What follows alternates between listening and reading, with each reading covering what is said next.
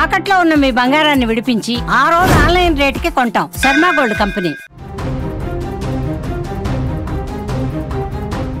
భారత మహిళల క్రికెట్ జట్ ఛాంపియన్గా మారిన తర్వాత మన దేశంలో అటు ప్రధాని మోదీని కూడా కలిసిన తర్వాత ఆ క్రీడాకారులందరూ కూడా 15 మంది సభ్యులందరూ కూడా ఎవరింటికి వారు వెళ్తున్నారు, ఎవరి రాష్ట్రానికి కూడా వాళ్ళు వెళ్ళారు. ఈ నేపథ్యంలో మన తెలుగు తేజం శ్రీచరణి కూడా వచ్చేసింది, ఆంధ్రప్రదేశ్కి వచ్చేసింది. ఈ సందర్భంగా ప్రపంచ కప్ కైవసం చేసుకోవడంలో టీమిండియా కీలక పాత్ర పోషించినటువంటి శ్రీచరణి అద్భుతమైనటువంటి బౌలింగ్ పర్ఫార్మెన్స్తో ఎదుటి జట్టు పరుగులు చేయడంలో పూర్తిగా కకావికలం కావడంలో కీలక పాత్ర పోషించినటువంటి శ్రీచరణి అదేవిధంగా కీలక సమయంలో కీలకమైనటువంటి వికెట్లు పడగొట్టి ఈరోజు టీమిండియా వన్డే ప్రపంచ గెలవడంలో కీలక పాత్ర పోషించింది శ్రీచరణి. అలాంటి ఉత్తమ ప్లేయర్ ఏపీకి రావడంతో ఏపీలో కూడా ప్రభుత్వం వెంటనే అక్కడ స్వాగతం కూడా పలికింది. తనకి ఎప్పుడెప్పుడు వస్తుందా శ్రీచరణి అని ఇక్కడ క్రీడా అభిమానులందరూ కూడా ఎదురు చూస్తున్నారు. తమ క్రీడాకారునికి ఘన స్వాగతం పలికేందుకు ఆమెకు థ్యాంక్స్ చెప్పేందుకు కప్ తీసుకురావడంలో కీలక పాత్ర పోషించినందుకు అభినందనలు కూడా తెలిపేందుకు చాలామంది ఉత్సాహం చూపించారు. ఈ నేపథ్యంగా ఎట్టకేలకు శ్రీచరణి ఆంధ్రప్రదేశ్కు చేరుకోవడం జరిగింది. అక్కడ ఘన స్వాగతం పలికారు క్రీడా అధికారులు, అదేవిధంగా ప్రభుత్వం తరపు నుంచి. ఈ నేపథ్యంలో ఏపీ ప్రభుత్వం శ్రీచరణికి కీలకమైనటువంటి హామీలు ఇవ్వడం జరిగింది.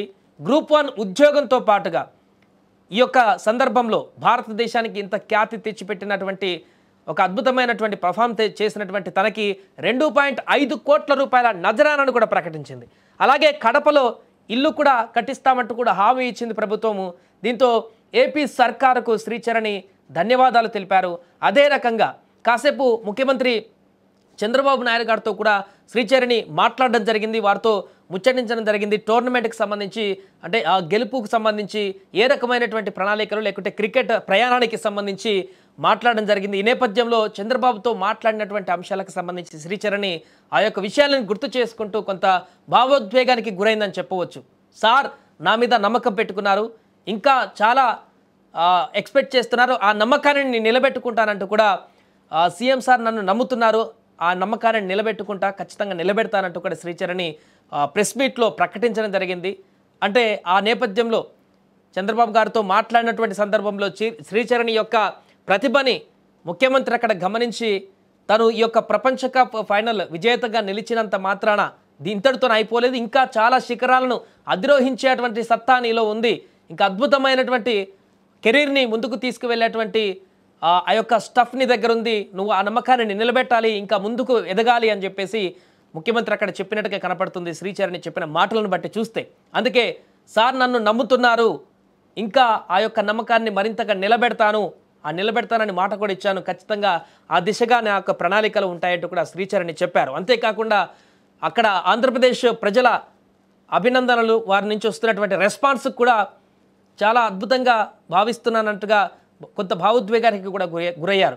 చాలా గొప్పగా అనిపిస్తుంది, వీరి యొక్క అభిమానానికి ధన్యవాదాలు అంటూ కూడా చెప్తున్నారు. అక్కడ వచ్చినటువంటి క్రీడాకారుల అభిమానులు కానీ రాష్ట్ర వ్యాప్తంగా 2 తెలుగు రాష్ట్రాల వ్యాప్తంగా కూడా ప్రజలు ఇస్తున్నటువంటి మద్దతు కానీ, శ్రీచరణికి అభినందనలు తెలుపుతున్నటువంటి తీరు కానీ, తనకి ధన్యవాదాలు తెలుపుతున్నటువంటి తీరు కానీ, టీమిండియాకి వరల్డ్ కప్ సాధించడంలో తను చేస్తున్నటువంటి కృషికి కానీ, తనకు వస్తున్నటువంటి ప్రశంసల పట్ల చాలా ధన్యవాదాలు తెలియజేస్తుంది, అందరికీ థ్యాంక్స్ చెప్తుంది, అందరికీ వినయపూర్వకంగా ధన్యవాదాలు కూడా తెలియజేస్తున్నటువంటి సందర్భం ఉంది. ఈ నేపథ్యంలో ఆంధ్రప్రదేశ్ క్రికెట్ వారికి కూడా అసోసియేషన్ వారికి సంబంధించి కానీ, చిన్నప్పటి నుంచి తను క్రికెట్ నేర్చుకున్నటువంటి వాళ్ళకి సంబంధించి కానీ అందరినీ కూడా వారందరికీ ప్రత్యేక ధన్యవాదాలు, నా తల్లిదండ్రులకు కూడా ధన్యవాదాలు అంటూ కూడా ప్రెస్ మీట్లో తన యొక్క భావోద్వేగాన్ని వివరించుకున్నటువంటి సందర్భం ఉంది.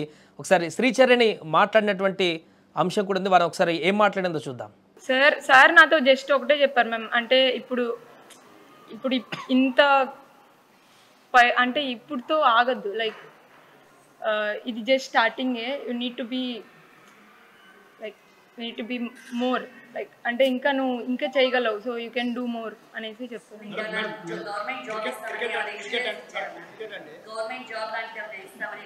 ఎస్ సార్, ఎస్ మ్యామ్ ఇచ్చారు. గ్రూప్ వన్ సార్ చెప్పారు గ్రూప్ 1 జాబ్ ఇస్తామనేసి, ఇంకా నాకు 2.5 crores డబ్బులు ఇస్తామనేసి, ఇంకా మాకు కడపలో ఒక ల్యాండ్ ఇస్తామనేసి ఇల్లు కట్టుకోవడానికి అన్నీ చెప్పారు. మ్యామ్ అంటే చాలా హ్యాపీగా ఉంది మ్యామ్. అంటే సార్ నన్ను ఎంకరేజ్ చేసే విధానం, ఇంకా అంటే సార్ నన్ను నమ్ముతున్నారు. I can do something more, not even this. So అంటే నేను ఆ నమ్మకాన్ని నిలబెట్టుకుంటాను.